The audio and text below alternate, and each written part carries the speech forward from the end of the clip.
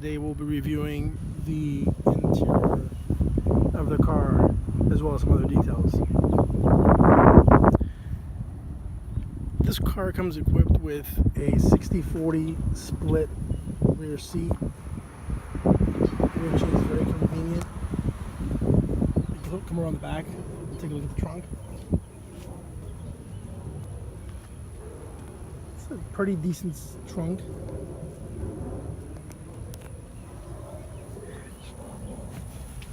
Inside it comes with a spare tire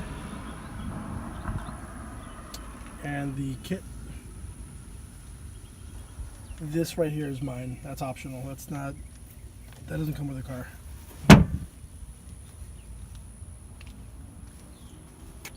One of the nice features about this Lancer is that the trunk has these springs on it, and what these things do basically is when you shut the trunk, if you open it from the inside or with the key fob, you just double click this twice. If you accidentally open it while you're driving, the shocks or the struts, they'll prevent the actual trunk from opening it up, which is a really neat feature. So it won't open, you see it won't go up. You have to actually force it up, which is a cool feature. So let's take a look inside. Let's put these seats back in their position, and they're very easy to put back.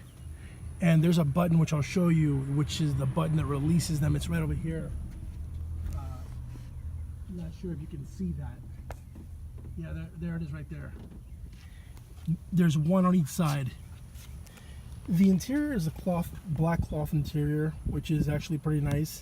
And these cushions are actually very, very soft. They're very cushiony, similar to like Nissan seats. They're softer than a Toyota and a Honda, which is nice. Nice comfort. Car does have a center armrest with two cup holders there.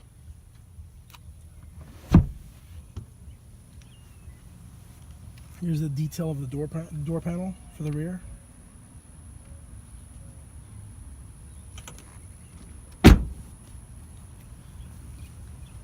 The doors also shut very, very solid.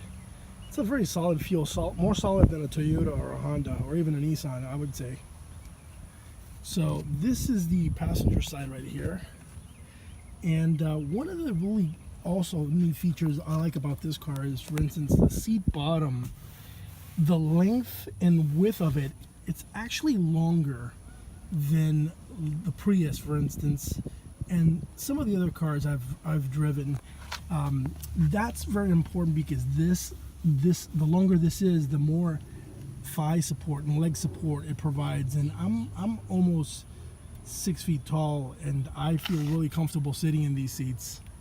They're very seats. This is a power adjusted, not a power adjusted. This is a manual adjusted seat.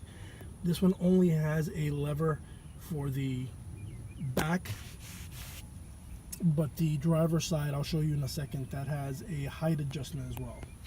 We'll go over to that side in just a second now.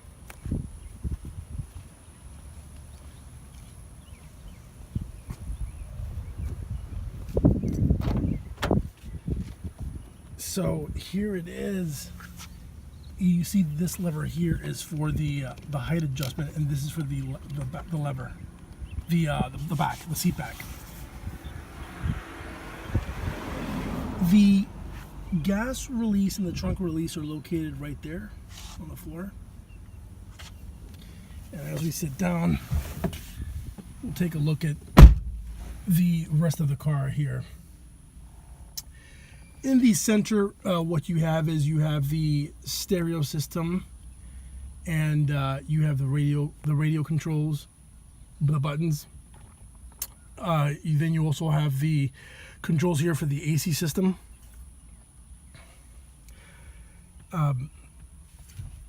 Let's go ahead and turn on the car for you so we can show you some other things here.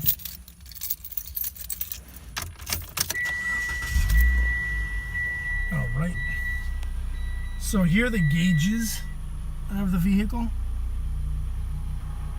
Also nice, the information system in there. It'll tell you, for instance, you can see I have the passenger side door and the trunk open. It tells you if any doors are left open, which is also a cool feature which you don't find on a lot of vehicles in this segment. Here I just opened my door and you can see that it now displays that it's opened. Now I'm closing it. Here you have the buttons for the windows. This one's automatic. The driver's side is automatic down and up. You have the lock for the windows and the door lock, and you have the controls for the power side view mirrors. This button is to shut off the skid control, the traction control, if you wanted to. And this button right here is basically to change the different buttons here on the information screen. It won't change right now because I have the doors open. I'll close that in just a second and show you. But that's pretty much the interior of the car. Here's the shift lever. It does have an armrest, which is pretty good. Oh, another feature I wanted to show you, which is really nice about this car, which I like, is the armrest in the front two seats.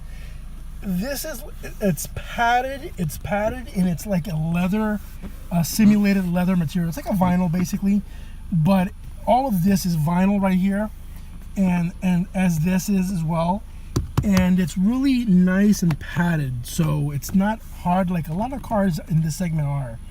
That's a really nice feature of this car. And then in the back seats, it's not so much of that same material, but it's more of a plastic, and it's easier to clean, and it gets less dirty.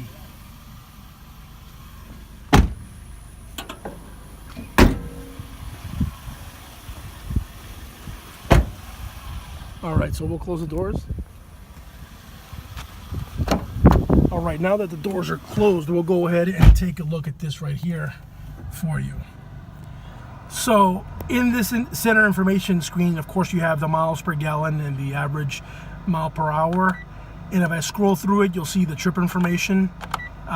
You'll see this is the service minder, and then the temperature gauge, the range.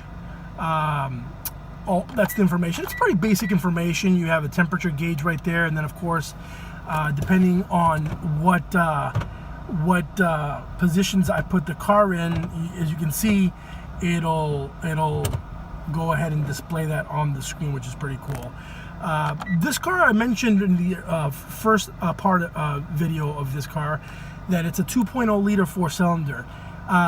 Now, as far as fuel consumption is, now remember I driven the Prius before, and obviously that's a very fuel efficient car.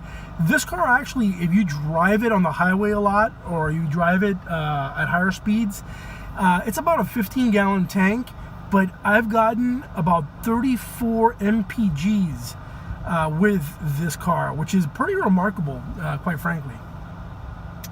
So guys, that's it for this video right here. I hope you guys liked it. I would definitely recommend this car. If you look at them, there's a lot on the road. There's a lot of Mitsubishis on the road. Good car. I'm happy with it so far. So if you guys have any questions or any comments, feel free to leave them there. If you have any questions, do that as well. Subscribe.